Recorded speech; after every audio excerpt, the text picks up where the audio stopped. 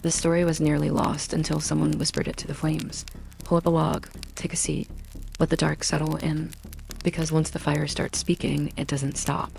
Some say the stories it remembers are just legends. Others say they happened exactly this way. But you'll have to decide for yourself. Welcome to Campfire Legends. There's a man who knocks on doors. Not to rob, not to beg, not to sell anything. He's always polite, always smiling. He wears clothes that don't quite match. Sometimes a baseball cap, sometimes a turtleneck. Always clean, always calm. But if you look him in the eyes, you'll see nothing. Just white, no pupils, no irises. Just two pale moons staring through you like you were never there. They call him the White-Eyed Man. And he doesn't knock to get in. He knocks to be invited. Kayla lived on the edge of a pine forest in Vermont. Small town, fewer than 300 people, and a driveway too long to be practical. She liked it that way. Isolation was safety, until a stranger walked up her driveway at dusk. No car, no footsteps on the gravel. Just appeared. She didn't hear the gate open. Didn't hear him approach. But suddenly, he was there standing at the door. Not knocking, just standing. She watched from the hallway, phone in her hand.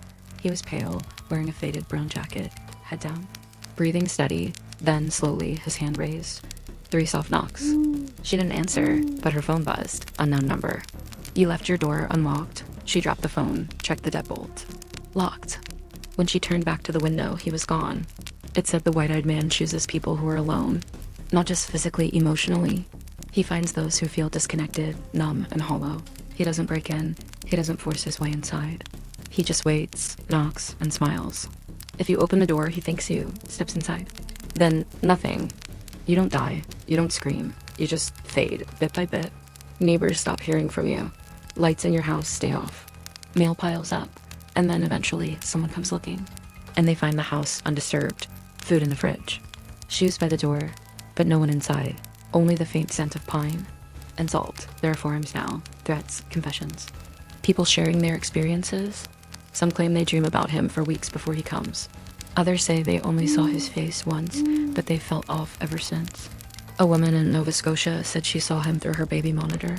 He stood in the nursery doorway, smiling, blinking slowly. When she ran upstairs, no one was there, but the crib had been moved 5 inches to the left, and the baby never made a sound. A man in Montana left his front door open for his dog. When he turned off the porch light, he saw the White-Eyed Man crouched beneath the window, mouthing the words, "May I come in?" There are patterns. People who vanish after seeing him almost always leave something behind open notebooks, unfinished voicemails, recorded footage that cuts out mid-frame. And always the words. He smiled like he'd been waiting. They say if you see him once, you'll see him again, closer each time, and eventually, you'll answer the door because he doesn't hunt. He waits. And the hollow inside you, the part you keep quiet, that's what he's made of. So if you hear knocking late at night and the stranger doesn't speak, don't open the door. Don't look through the peephole. And for your own sake, don't ask who it is.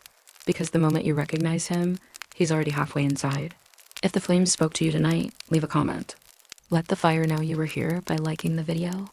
And if you want to hear what the flames remember next, click the video on the screen. Subscribe to take your place by the fire before it fades.